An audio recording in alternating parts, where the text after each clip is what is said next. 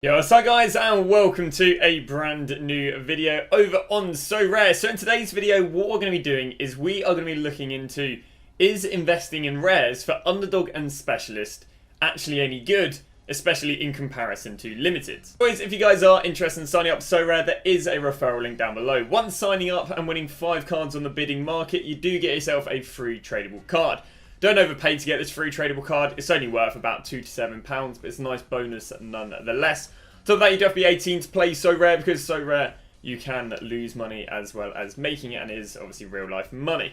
Finally, if you guys have any players you guys want me to go and give you my take on down below, if you think it's going to be good for a specialist, an underdog, I'll give you my experience in terms of what normally does well and doesn't do well. So feel free to drop down a player below, and I'm more than happy to go and check out the play. So before I start this, it's not really too relevant to the video, but we are actually submitting a few teams in this week. We got our underdog team, which I've made a video on. I'm actually captaining the centre mid over the centre back, just because they're playing bottom of the league and they're playing, I think, someone just 2 places under them. I've got a limited team going in. Now, the best thing about this limited team is the majority of it should be viable this weekend and midweek. So I wanted to test that because the Austrian Bundesliga plays both this weekend and week. So I've gone for this guy. I've gone for this guy in goal. It did cost 70 quid, but again, as long as they don't lose their games, they won't be favourite to get relegated. If they start becoming favourite to get relegated, it could potentially be really ugly for him. But I thought I'd want to play this for a bit of fun, I'll be honest with you.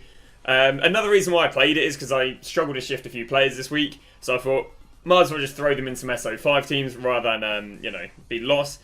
And yeah, so we got this guy in defence, this guy, another Austrian Bundesliga player, this guy here who I struggled to shift, and this is another Austrian Bundesliga player. And then I literally built just 2 rubbish teams here. Literally went and bought 2, DMP goalkeepers, and then just had a few players I can sell. So I've gone with this is a bottom of the relegation team here, stack, which I don't really think is a play unless they pull out some madness. And then literally just, I think it was just this guy to go and buy, and the DMP goalkeeper, but there's no money lost on that. So just a few plebby teams I'm running into the weekend just for a bit of fun. So without further ado, now let's go and jump underway with the research.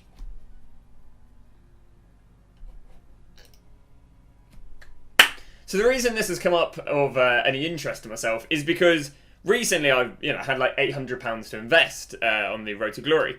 But what I found is I'm ending up buying a lot of players, and I'm having a bit of a struggle to shift them. So rather than buying lots of cheap players, and because people don't really buy expensive players for underdog because it makes the tournament more expensive, I thought, what if we ramp it up 10x the price and go and see, because obviously I'm not expecting the players to rise as high of an ROI, but basically can make the investments a little bit safer because I don't have to worry about people mass buying them and then mass selling them because they are less affordable for the masses.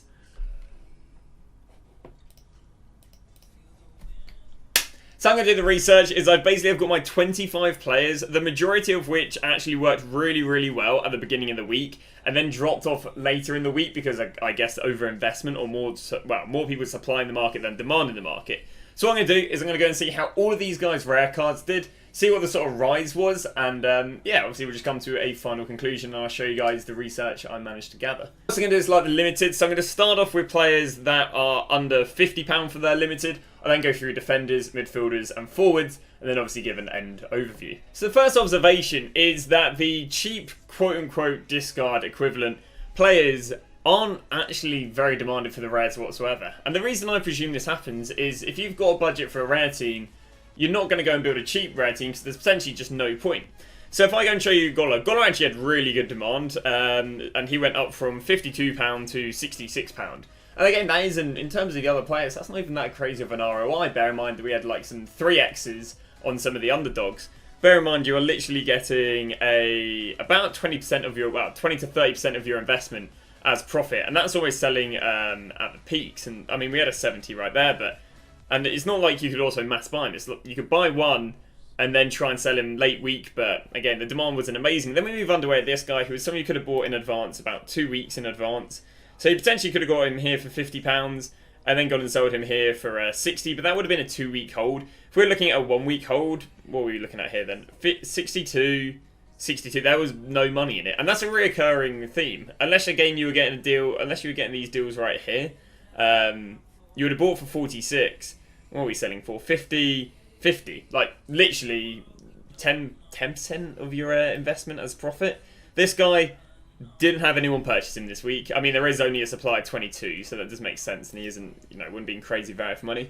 This guy, who's limited card, again, didn't do too badly. One ended on a bid for 67, and he did have sales here for 82, so actually not too bad, but there was only demand of... I mean, is this the same person buying and selling? No. There was only really demand of 3 of him, which is kind of crazy. And then we move on to this guy, and there was literally no demand again whatsoever. Yep, someone wanted him on bid, but... this card just isn't purchased, even though it's a bit of a weird one, because SoRare data hasn't actually updated his score, and I think that really hindered him doing well.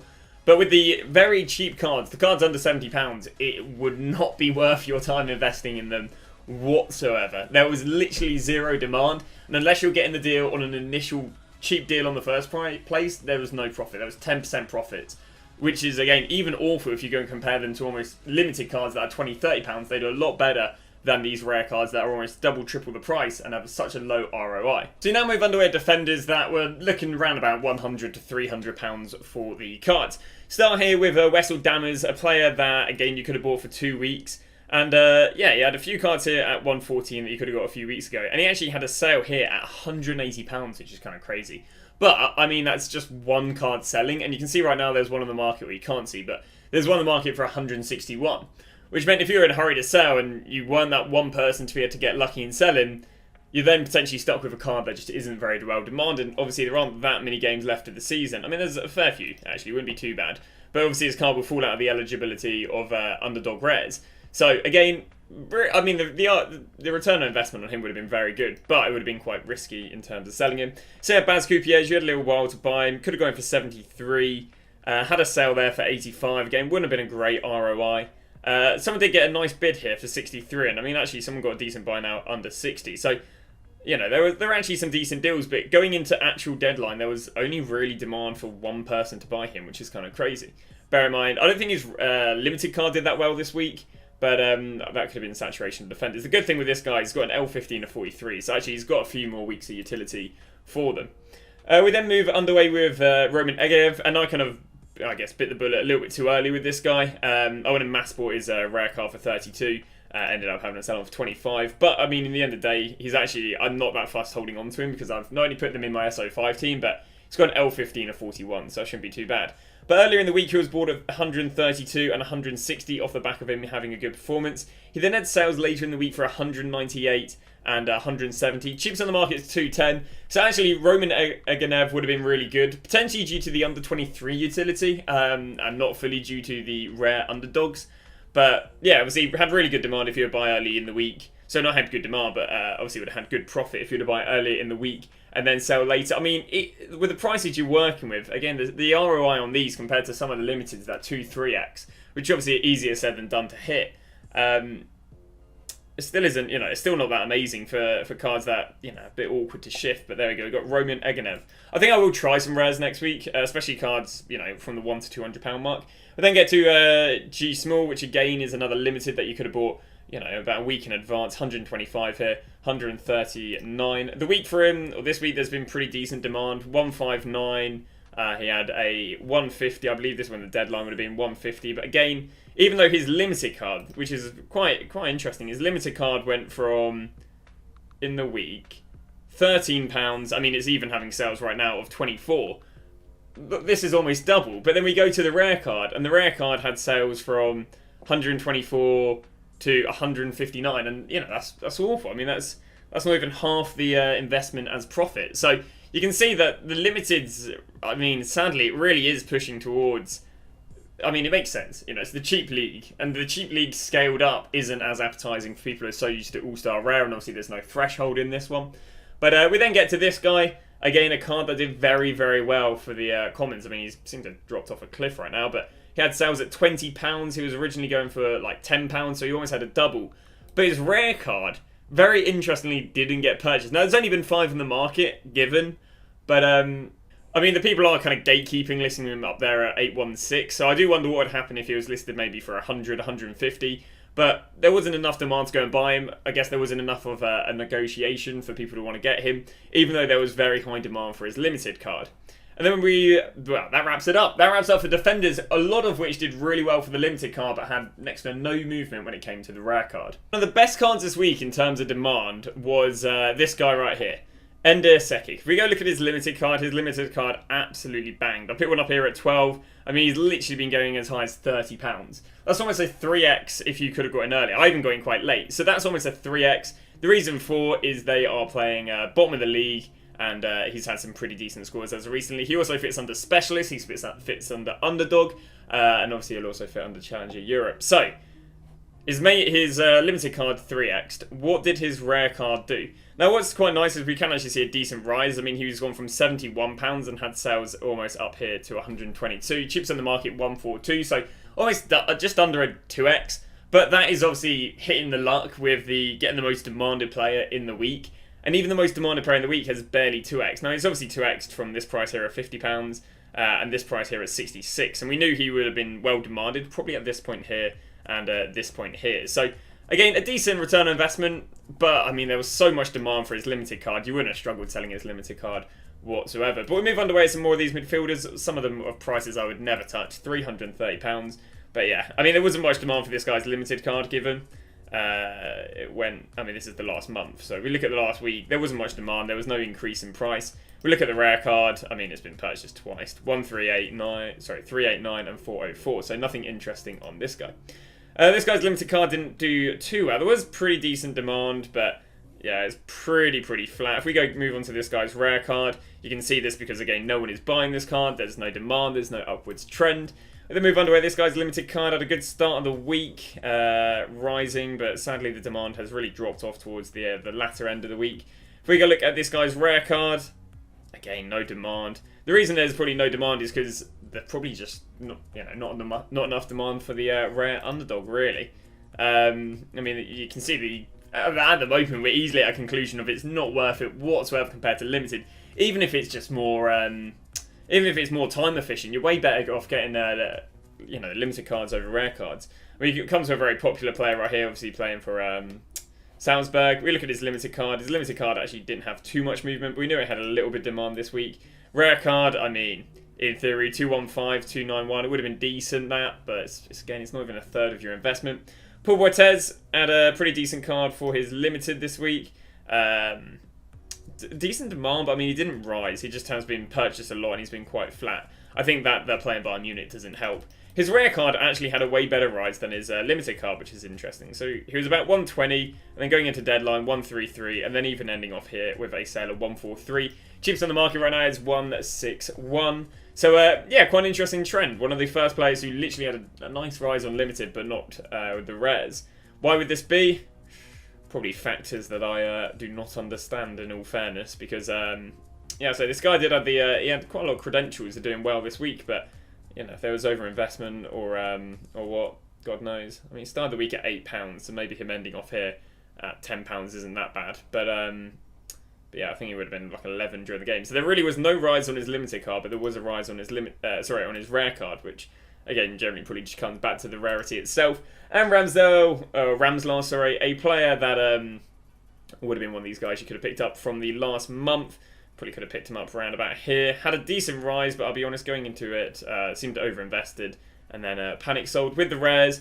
That's probably one reason actually with the Boitez, is because obviously you don't get loads of plebs, you know, investing in him and then panic selling him. But I mean, we go to the rare card, and I'll be honest with you, he's actually had the same trends where he was peaking, you know, prior this weekend, and then literally dropped. It's weird because they didn't play this weekend, so they literally dropped going into the following deadline, which is kind of a bit of a weird trend. But there you go, Bart Ramsler right there, 140, literally down in price, even though his limited probably didn't have that favourable of a I don't know about bad there. I mean, his limited at least he did better prior the panic sell at the end here. So if I'd be confident on anything doing well with the rares, it probably would be forwards, because obviously people will shell out a little bit more when it comes to forwards, because they can obviously captain them up on decisives and so on, rather than defenders and midfielders as such. So we go look at Robbie Robinson, and his limited card did very, very well. Now you could have purchased him, if I'm not wrong, round about here at £31. He's ended the week off at 40, loads and loads of sales at 40. We go look at the exact same trend here with the rare, and it's not looking too bad. Could have bought him earlier in the week here at 300, and he's up here to about 350, 370, cheapest on the market at 400. Again, completely awful return on investment in comparison to the limited card. But we can see more of a rise, which we haven't seen with some of the other players. This guy didn't actually end up rising too well because he had an awful score this week. So his limited card, you can see here, was very, very flat. There we go, no real movement whatsoever. Rare card, yeah, no demand. So when the limited cards drop, the rare cards just aren't being purchased. The limited cards drop because of people investing in them. The rare cards don't drop because they weren't invested in the first place. We then get to this guy's limited card. Again, this was one of the cards you could have bought probably about here because he played a while ago, and then obviously he's risen, and then he's dropped due to overinvestment. If we go and look at how his rare card is doing, his rare card didn't really have that much movement, I'll be honest with you. I don't know, we're probably looking for about here. So 117, and he's had sales here of 127 and 136. Again, compared to limiteds, nothing impressive whatsoever. But we still see a rise. And I mean, at the moment, this is a consistent trend with this forwards that, I mean, we're 2 for 2 of forwards where their limited rose nicely, and then their RARES did rise. I wouldn't say exactly nicely. We then get to Mitchell DeLue, and again we can go to his monthly with his limited, and there we go. You can see right there, wasn't anything too pretty flat. Again, potentially just to overinvestment. Be interested if the rare rose, because he should have really risen if it wasn't for the overinvestment. 108, and he's ended the week at 126. Yeah, 118. I mean, it's not very impressive, 108 to 113, but he did rise in comparison where the limited dropped. Again, this is probably due to people not investing in the card and it having more of a natural rise, more of a natural show of demand rather than the demand being artificial due to people investing in him. But again, another card where the rare rose but the limited didn't. And then we get to Hadji, which is an interesting one because Hadji's rise was okay. He got to 36, and then cheapest on the market is £81 right now. Oh my. 11 minutes ago, 50 quid. Okay, that's going to be the start of just what a crazy last minute buy. 11 minutes ago, 50 quid. It's a bit tight for me, but that's crazy. I bet you that's only the start of a few though. 1 minute ago, there you go. 2 minutes ago, £43. Okay, I was a little bit worried. I think by the looks of things, they actually didn't get to too crazy prices. But I was a bit worried that people were buying at like buying at like 50, 60 pounds. I mean, there was just one crazy sell. Because obviously what I went and did, I went and actually sold a lot of my cards here at about £40. Obviously it did peak here at about 45. But yeah, no, that was a bit crazy. I was a bit worried this card was selling at 50, 60. I mean, I knew there'd be good demand because of his scores. But, and obviously we do know in the last few minutes some cards can go for crazy prices. But no, that's a bit reassuring knowing that I sold all mine for 40 and they didn't go and peak at 50, 60, 70 pounds. I think you probably should have one odd buy in the last few minutes. But yeah, so Hadji Wright, this was obviously the beginning of the game when he had a good game. So he went from £30 to basically £40. So, not too bad, a 33% rise. If we go look at his rare card, this is what I actually find is really interesting. 316, and he only went to 321. Bear in mind, this is a guy's probably third, fourth, probably most demanded card in limited this week. For his rare to only go up like 15 quid, which is like, what, 15 quid? What even is that? That is going to be a 5% rise or something like that. That is absolutely awful. Absolutely awful. I'm very surprised there was a lack of demand. I mean, if you manage to get this bid right here at 200, you're eating pretty nicely. That's probably something I've got to keep an eye out for, I think, because limiteds that I scout out and then look for the bids. Baz Coupier had a good bid. Again, demanded limited card, low bid, really good profit. Hadji, because the good thing with this is that that they should be demanded, as he says that with 4 people buying Hadji in a week, where about 30 bought his limited, which again I do understand has come down to the nature of the tournament being very, very cheap. But yeah, I mean that kind of wraps it up for the analysis. Is that there is one more player. This guy obviously very, very well demanded limited card, went from 20 quid, peaked up here at 17. I mean, he managed to have a few last minute sales there at 20, which is quite impressive. We go look at this guy's rare card, and I mean, it just doesn't tell the same story. 180 sales here, peaking at 186. Like, it's generally crazy. I mean, you could have got him down at here at 128. Again, how are the bids looking? 154. I mean, the bids weren't probably looking too bad. Again, I do think that's one thing I'm going to take away from this. one thing I'm taking away, I'm not going to invest. Investing in them sucks. The ROI sucks.